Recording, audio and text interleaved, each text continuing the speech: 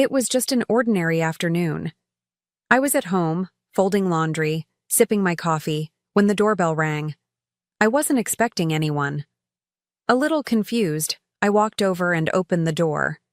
And there he was, a delivery guy holding the most stunning bouquet of red roses I'd ever seen.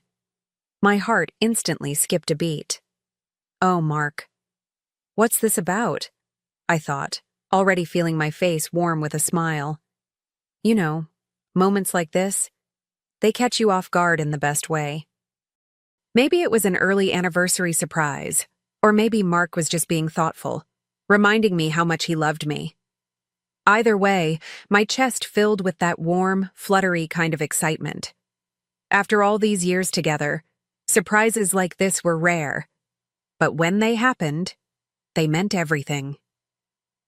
As I carried the bouquet inside, the sweet scent of fresh roses wrapped around me like a little cloud of happiness. My hands were actually trembling a bit, the good kind of trembling, as I reached for the tiny white envelope tucked between the flowers. My smile grew wider. This was it. That little note that would say something like, "I love you. You mean the world to me." I opened it, and that's when everything shattered. I read the words once, then twice, then a third time. No. No, no, no. This couldn't be right.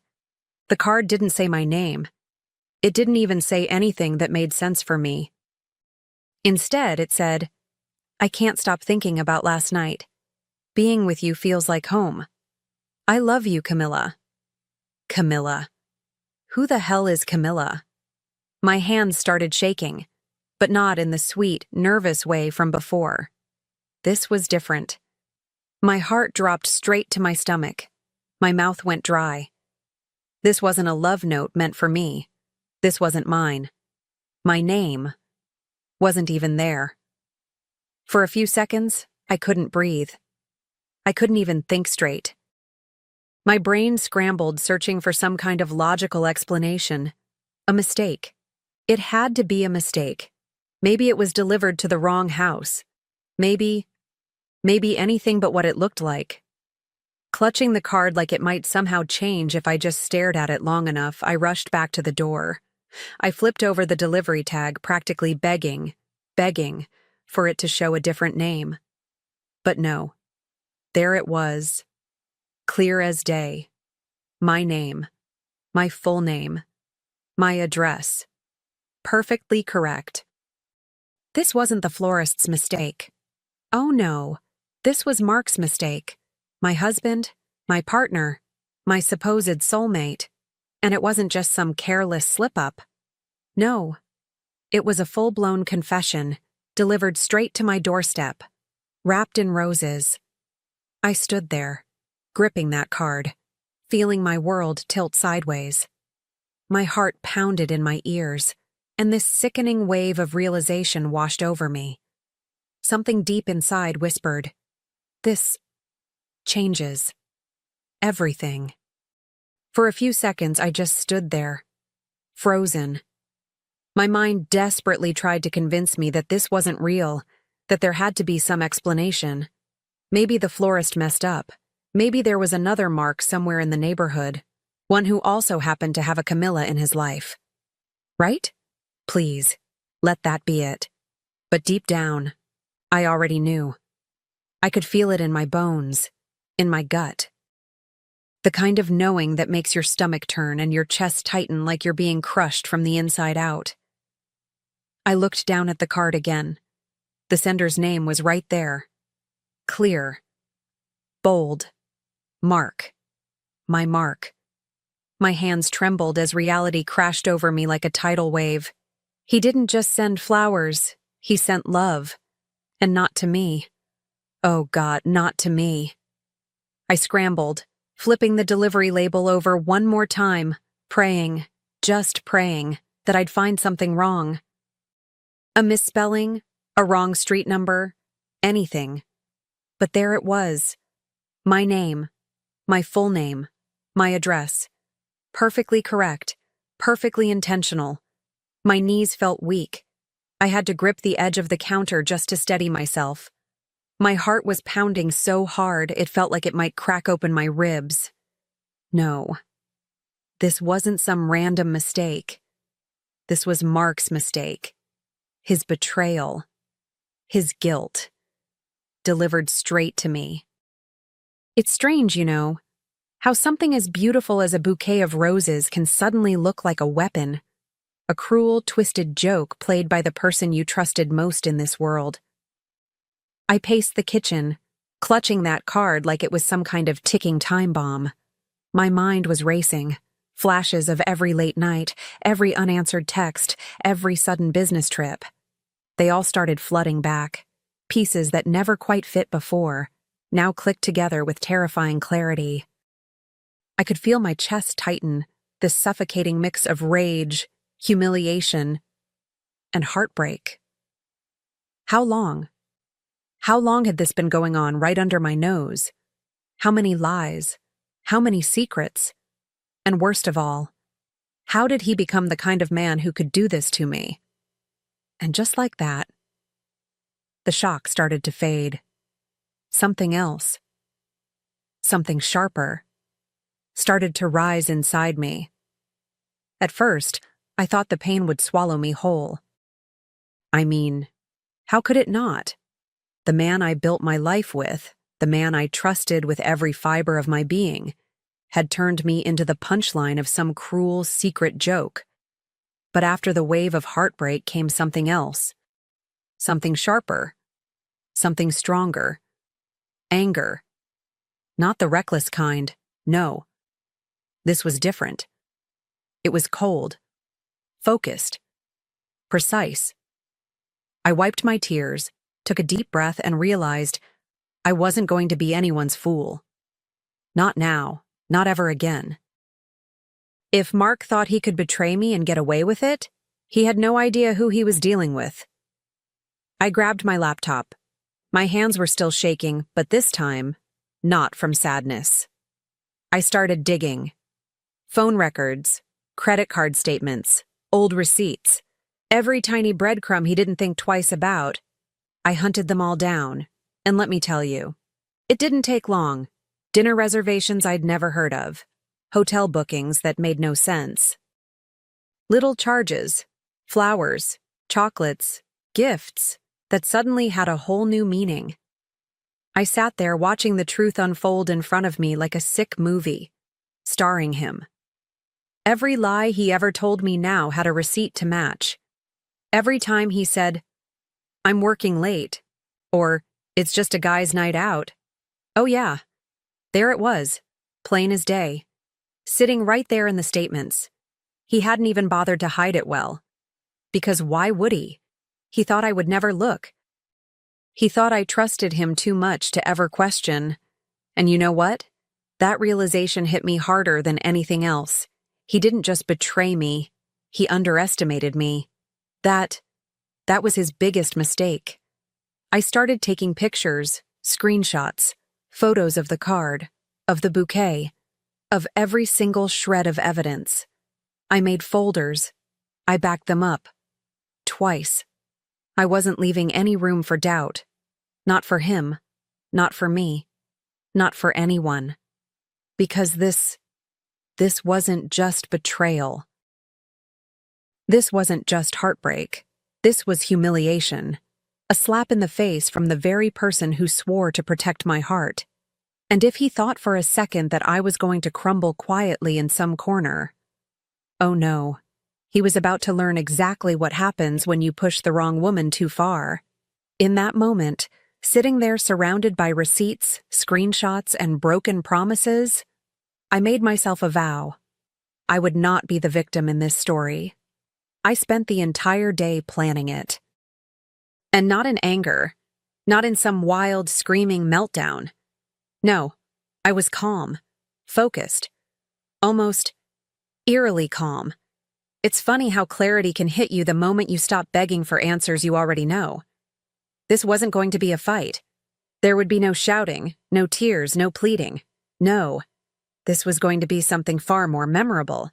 I set the dining table perfectly, white linen, candles, his favorite wine breathing on the counter. The bouquet, his bouquet, sitting right in the center like a trophy. And the card? Oh, the card was framed. Yes, framed. Sitting right next to his wine glass, where he couldn't possibly miss it. When I heard his car pull up, my hands didn't even shake, not this time. I poured myself a glass of wine, sat down, crossed my legs, and waited. Calm. Composed. Ready. The door opened. I heard his usual, "Hey babe, I'm home." Like nothing had happened. Like the man who just walked through that door wasn't the same man who'd sent a love letter, in flower form, to another woman. He walked into the dining room, and the second his eyes landed on the table, I watched the color drain from his face. Completely. Gone. His smile fell so fast it was almost comical. His mouth opened, but no words came out. Just this little gasp, like the air had been sucked right out of his lungs. I tilted my head slightly, took a slow sip of my wine, and smiled. "I think these were meant for someone else," I said, my voice steady, almost sweet. "But thank you, because they helped me see everything I needed to." The silence that followed was delicious. He stuttered, fumbled, eyes darting from the card to me, back to the flowers, then back to me, hands in his pockets, then out, then back in. He tried to speak, but all that came out were half-formed excuses, broken sentences, and this pathetic attempt at looking confused. I didn't yell. I didn't cry. I didn't even raise my voice. I just stood up, walked over to him, and with a steady breath said, "Here's what's going to happen. You're going to pack your things. And your next delivery? Yeah. It won't be coming here." I didn't wait for his reaction. I turned. Walked away. Because I was done. Done being blindsided. Done being disrespected.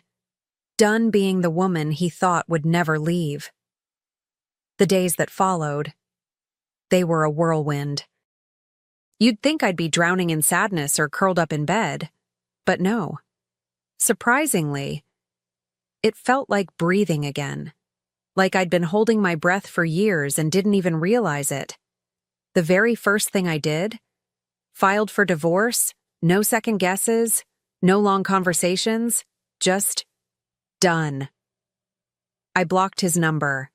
Blocked Camilla's too. Yes, I found her number.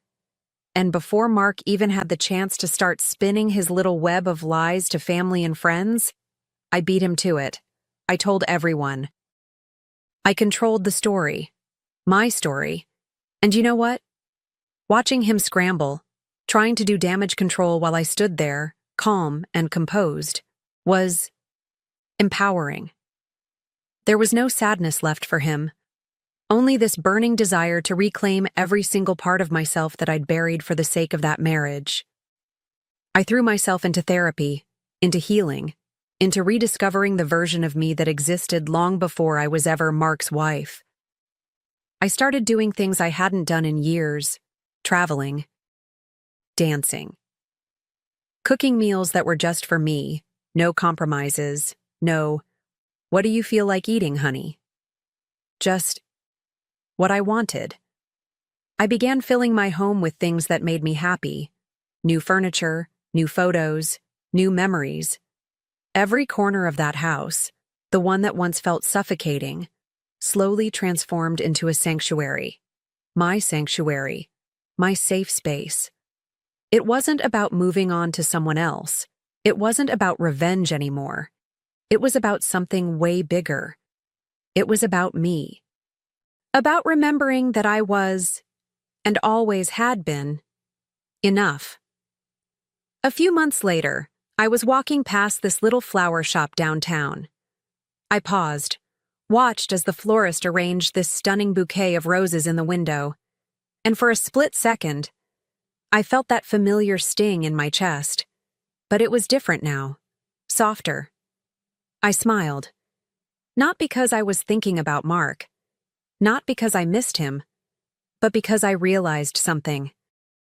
Funny, the flowers that were supposed to break me actually set me free. I walked away that day feeling lighter than I had in years, stronger, wiser, and so proud of the woman who refused to let betrayal define her, and instead chose to let it liberate her. "Your attitude doesn't fit our culture," Colin Draper said, his voice flat and emotionless through my laptop speakers. "We're going to have to let you go, effective immediately." I stared at the screen in disbelief, my mind racing to process what was happening. Just yesterday, I had presented a comprehensive plan to improve our project management system, a plan that would have increased efficiency and transparency across the company. "Colin, I don't understand. My proposal was about improving workflow and—" "The decision is final, Tanya." His eyes darted away from the camera. "Human Resources will send you the necessary paperwork. Please return any company property by the end of the week." Before I could respond, he clicked, "End meeting," and my screen went black. I sat there, stunned, in my home office in Fort Lauderdale. 7 years of dedication to Vertex Solutions, countless late nights ensuring projects were delivered on time, and this was how it ended. A 3-minute Zoom call, and a digital door slammed in my face. My name is Tanya Whitmore. At 40 years old, I had built my reputation as an operations analyst who gets things done. I had saved failing projects, smoothed over client relationships damaged by upper management's missteps, and consistently increased our efficiency metrics year after year. The clients loved me because I was straightforward and delivered results. What Colin didn't mention, what he carefully avoided saying, was that my proposed system would have revealed exactly how he and other executives were misallocating resources. The new tracking tools would have shown, with uncomfortable clarity, how budgets were being inflated and timelines manipulated to cover for poor planning at the top. I glanced at my notebook where I'd jotted down the key points of my presentation. Next to it was my phone, which had already begun to vibrate with messages from concerned colleagues who had heard the news. I didn't pick it up. Instead, I opened my laptop and created a new document. At the top, I typed, "Whitmore Consulting Group, Business Plan." A strange calm settled over me. I had expected to feel rage or despair, but instead I felt something different, clarity. I had spent years building relationships with our clients, understanding their needs, and delivering solutions that actually worked. Those connections and that knowledge didn't belong to Vertex Solutions. They were mine. As the reality of my situation sank in, I realized this wasn't an ending. It was an opportunity to finally build something that reflected my values: transparency, efficiency, and genuine client service. The phone continued to buzz, but I ignored it for now. I had planning to do. I had always been the problem solver, the fixer. When I joined Vertex Solutions 7 years ago, they were a struggling project management firm, barely staying afloat in a competitive market. Their processes were outdated, their client communication was inconsistent, and their reputation was suffering. Within my first year, I had completely restructured their workflow systems, implemented regular client check-ins, and developed custom solutions for their 3 biggest accounts. Colin, who had just been promoted to Chief Operations Officer back then, took credit for most of my innovations during executive meetings. But I didn't mind. I believed in the work, not the recognition. "You're invaluable, Tanya," he would say, after I salvaged yet another project that had been mismanaged from the start. "The clients trust you." It was true. While Colin and the other executives wined and dined potential clients with grand promises, I was the one building relationships based on actually delivering on those promises. I spent hours understanding each client's unique challenges, often creating customized solutions that went beyond our standard offerings. James Henderson from Trivexa Corp once told me, "I don't care who's officially in charge. We know you're the one making things happen." Similar sentiments were echoed by Diane Powell at North Peak Engineering and Robert Johnson at Borealis Capital. They all knew who to call when they needed straight answers and real solutions. My husband Tyler had been telling me for years that I was undervalued at Vertex. "You're carrying that company on your shoulders," he would say as I worked late nights fixing problems I hadn't created. "One day, you should strike out on your own." I always dismissed the idea. I had job security, a decent salary, and I was making a difference, even if it wasn't always recognized. Besides, starting over seemed daunting and risky. What Tyler couldn't see, what I was only beginning to realize myself, was how the company culture had been slowly deteriorating. The focus had shifted from client satisfaction to executive bonuses. Projects were being understaffed while budgets mysteriously increased. Resources were allocated based on which managers were in favor that week, not which projects actually needed them. My proposed system would have brought all of this into the light. It would have created automatic reports showing resource allocation, budget usage, and time tracking across all projects. The dashboard would have made it impossible to hide the inefficiencies I had been quietly compensating for over the years. In retrospect, I should have seen Colin's reaction coming. My proposal wasn't just an improvement. It was a threat to the status quo that benefited him and his inner circle. The morning after my termination, I woke up with a strange sense of lightness. Tyler brought me coffee in bed, his face a mixture of concern and anger on my behalf. "I still can't believe they fired you through a video call," he said, sitting on the edge of the bed. "After everything you've done for them." I took a sip of coffee and reached for my laptop. The funny thing is, I'm not even upset anymore. I'm relieved. Relieved? I've been compensating for their mismanagement for years, covering up their mistakes, working around their egos. I'm exhausted, Tyler. He studied my face. "So what are you going to do?" I turned my laptop toward him, showing the business plan I had stayed up half the night creating. "I'm going to start my own consulting firm. Do what I've always done, but on my terms." Tyler scanned the document, his expression shifting from surprise to excitement. "You're serious about this?" "Completely serious," I confirmed. "I've already secured the domain name and started outlining service packages." I spent the rest of the morning sending emails and making phone calls. Not to badmouth Vertex or Colin. I was too professional for that. But to let my contacts know about my career transition. I was careful with my wording, simply stating that I was embarking on a new venture, focused on operational efficiency and project management consulting. By lunchtime, my inbox was filling with responses. Former colleagues expressing shock at my departure, industry contacts offering connections, and most surprisingly, an email from James Henderson at Trivexa Corp. "Heard about your departure from Vertex. Let's talk ASAP." I called him immediately. "Tanya," he said when he picked up. "What the hell happened?" I gave him the sanitized version. A difference in vision for the company's future. James wasn't buying it. "Colin finally realized you were the one keeping everything together, didn't he?" Got threatened. "I couldn't say," I replied diplomatically. "Well, his loss," James continued. "Listen, we have 3 major projects scheduled with Vertex for the next quarter, but frankly, you were the only reason we stayed with them. If you're going independent, we'd rather work directly with you." I felt a flutter of excitement mixed with trepidation. "That's a significant offer, James.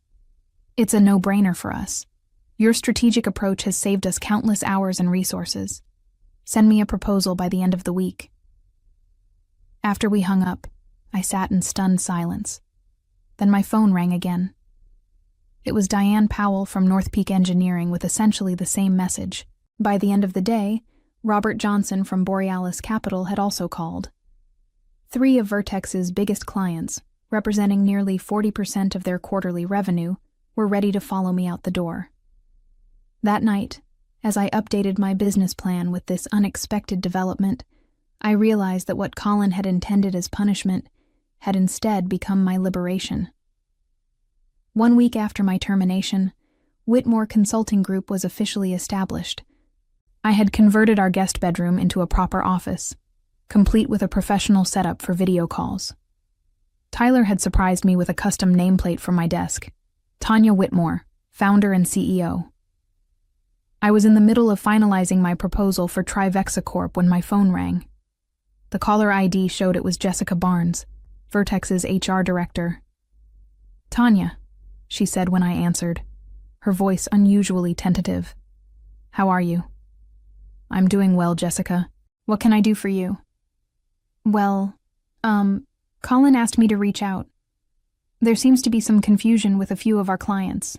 They're requesting to terminate their contracts." I leaned back in my chair. "And you're calling me because they've specifically mentioned your name.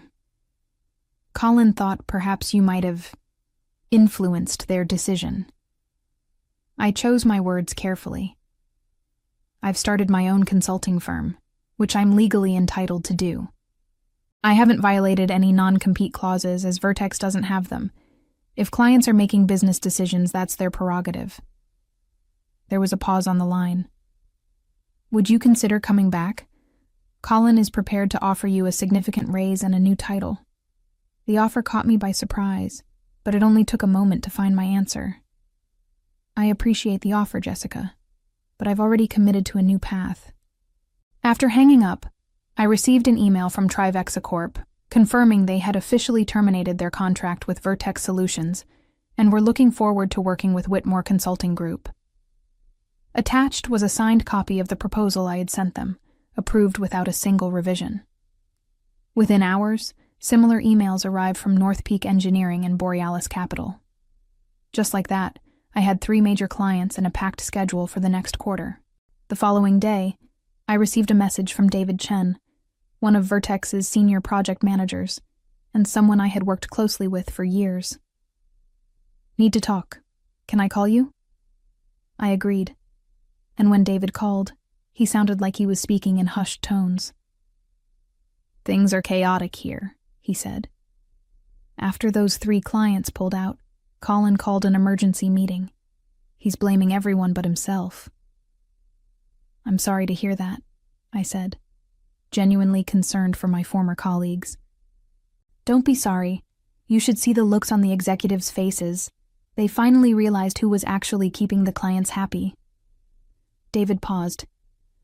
"Listen, several of us are thinking about jumping ship. Would you be interested in bringing on some experienced team members?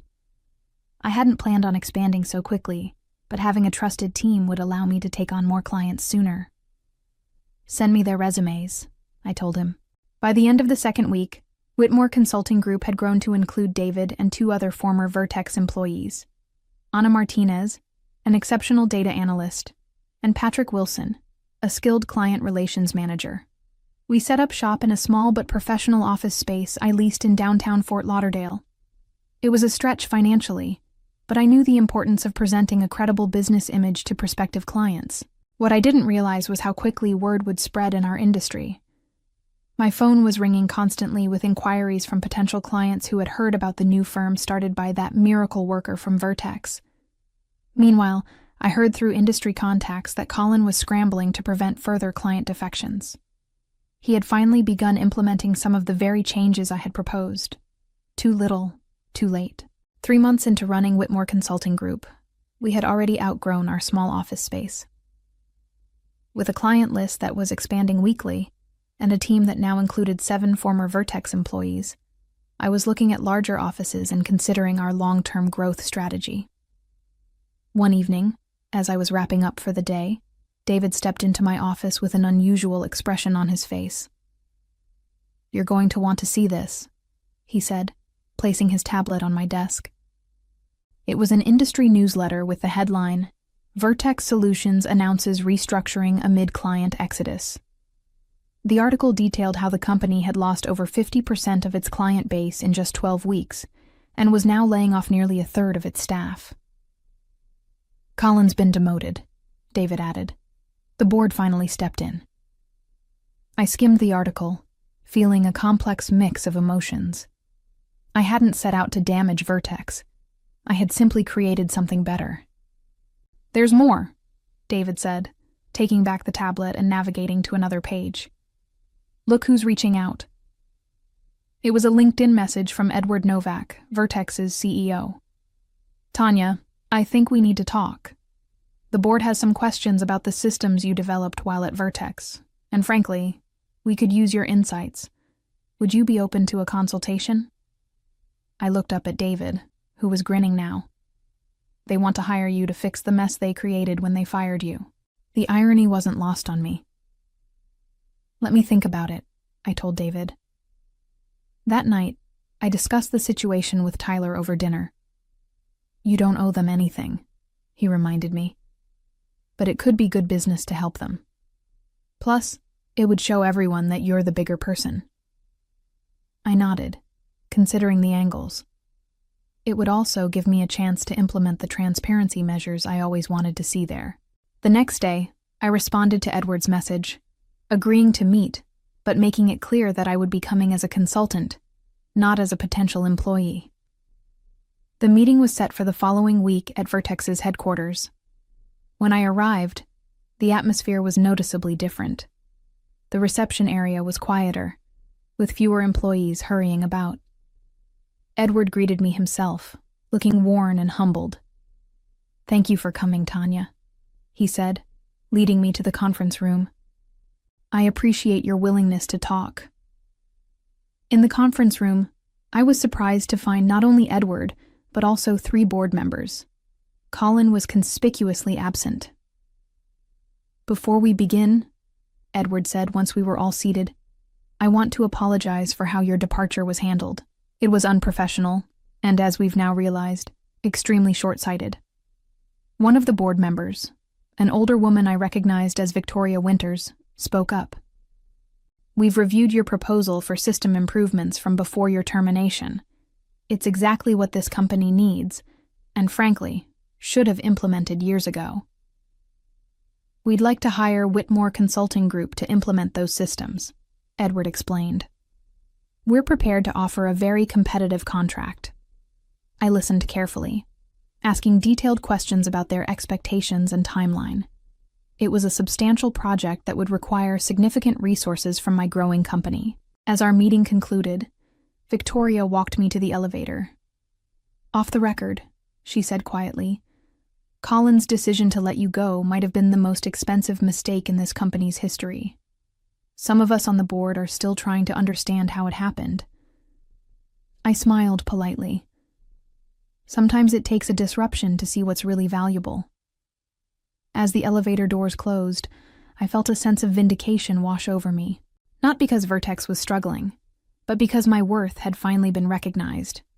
Not just by them, but by the entire industry. The contract with Vertex turned out to be just the beginning. As news spread that Whitmore Consulting Group was now working with the very company that had fired its founder, our credibility in the industry soared.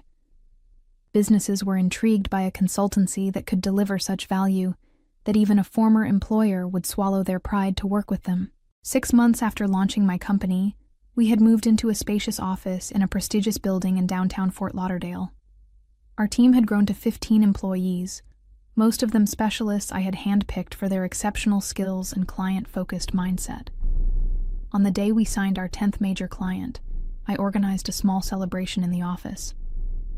As we were raising glasses of champagne to toast our success, my assistant informed me that someone was asking to see me in reception. To my surprise, it was Colin Draper. "Do you have a minute?" he asked, looking uncomfortable in our sleek reception area. I led him to my office, curious about his unexpected visit. "Congratulations on your success," he began awkwardly, gesturing at the office around us. "You've built something impressive here." "Thank you," I replied neutrally. "What can I do for you, Colin?" He shifted in his seat. "I'm not here on behalf of Vertex. I was let go last month." I didn't respond, waiting for him to continue. The transparency systems you implemented revealed some discrepancies in my management decisions. He cleared his throat. The board wasn't pleased. I couldn't help but appreciate the irony. The very system he had fired me for proposing had ultimately exposed his mismanagement. "I'm sorry to hear that," I said, though we both knew I wasn't. "Look, Tanya," he said, leaning forward.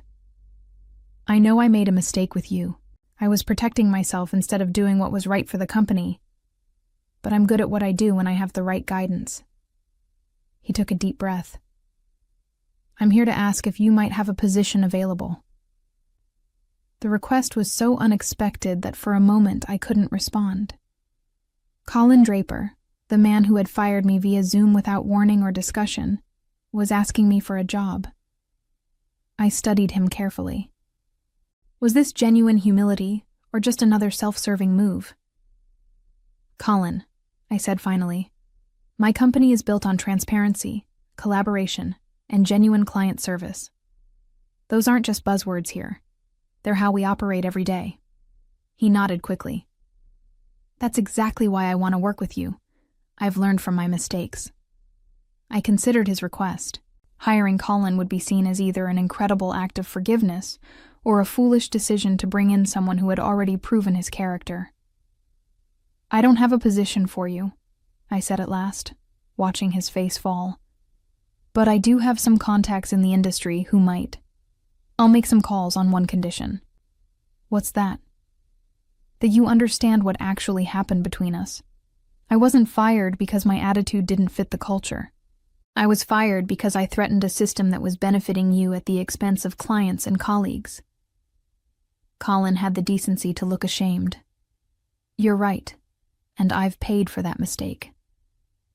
As I walked him out, I realized that my company's success wasn't just measured in clients and revenue. It was also reflected in this moment, having the confidence and security to face a former adversary without bitterness. Later that afternoon, I made those calls as promised, not because Colin deserved my help, but because it was the kind of leader I had chosen to be, one who values growth and second chances, even for those who hadn't offered me the same. 1 year after being fired over Zoom, I stood at the podium as the keynote speaker at the annual Project Management Excellence Conference in Miami. The irony wasn't lost on me. The previous year, Colin had represented Vertex Solutions at this very event. "Success isn't just about having the right strategies," I told the room filled with industry professionals. "It's about implementing them with integrity and transparency." As I spoke, I could see the executives from Vertex Solutions sitting in the front row. Edward Novak nodded along with my points, while Victoria Winters actually took notes. Their company had stabilized under new leadership, though they hadn't regained their former market position. "When I founded Whitmore Consulting Group," I continued, "it wasn't about competing with former employers or proving anyone wrong. It was about creating a space where good work could be done honestly, where clients received the value they paid for, and where employees were recognized for their contributions." After my speech, during the networking reception, Edward approached me with a glass of sparkling water. "That was an excellent presentation, Tanya," he said, though I couldn't help feeling it was partially directed at us. I smiled. "Take it however you need to, Edward." He glanced around at the crowd, many of whom were gathered around my colleagues from Whitmore Consulting. "Your company has captured the imagination of the industry.